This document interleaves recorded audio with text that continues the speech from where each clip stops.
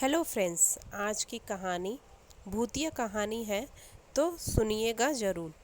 बुलंदशहर ज़िले के रहने वाले राम सिंह जो कि मज़दूर थे, फल बेचने का काम करते थे। वह जहाँ राम सिंह रहा करते थे, वहीं पड़ोस में एक महिला अक्सर बहुत बीमार रहती थी, जो कि रिश्ते में राम सिंह के बड़े भाई के बेटे की पत्नी थी, जिसका नाम कमलेश था।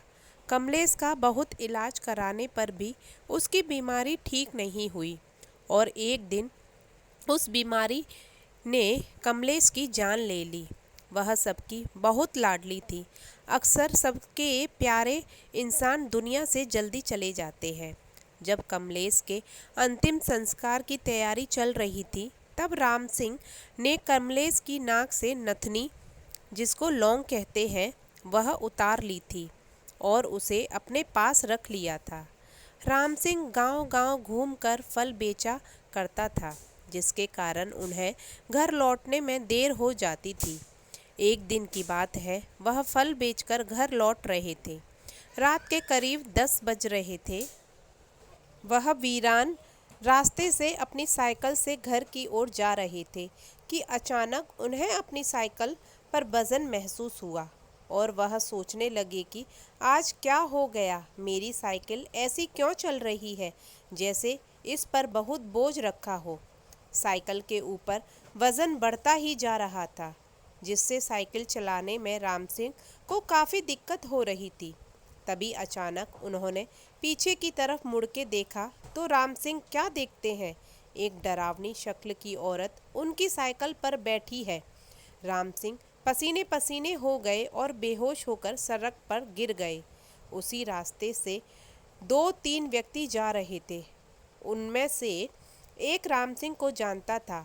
व्यक्ति उन दोनों व्यक्तियों की सहायता से राम सिंह को उनके घर छोड़कर गया।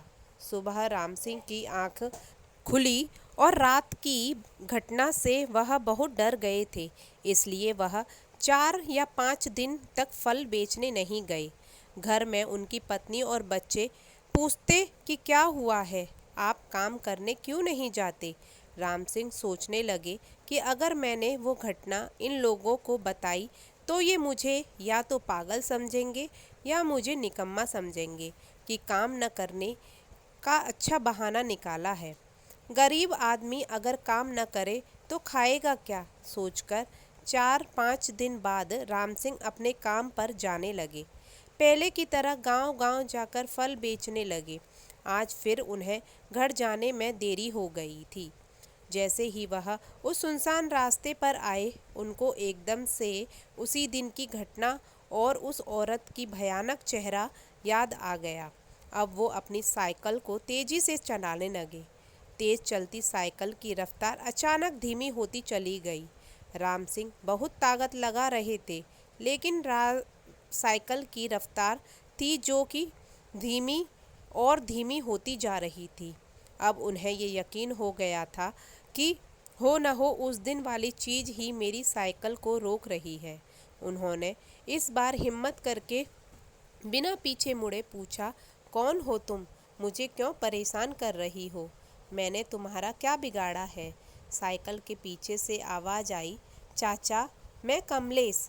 राम सिंह ने पूछा, कौन कमलेश, और मुझे तुम क्यों डरा रही हो, मुझसे क्या चाहती हो। तो उसने कहा, चाचा मैं कमलेश हूँ, आपके भाई के बेटे की पत्नी। तो राम सिंह ने कहा, हाँ बेटा कमलेश, क्या बात है और तुम मुझे डरा क्यों रही हो। तब कमलेश बोली, चाचा जी आपके पास मेरी लौंग है जो आपने मेरे मरने के बाद मेरी नाक से निकाल ली थी, मैं बस उसी को लेने आई हूँ। मेरा आपको डराने का बिल्कुल भी इरादा नहीं था। राम सिंह ने कहा, ठीक है बेटा, मैं तुम्हारी लौंग वापस कर दूंगा बड़े भाई को। तो कमलेश ने कहा, नहीं चाचा जी, मेरी लौंग को आप वहीं रखना जहाँ पर मेरा अंतिम संस्कार हुआ था।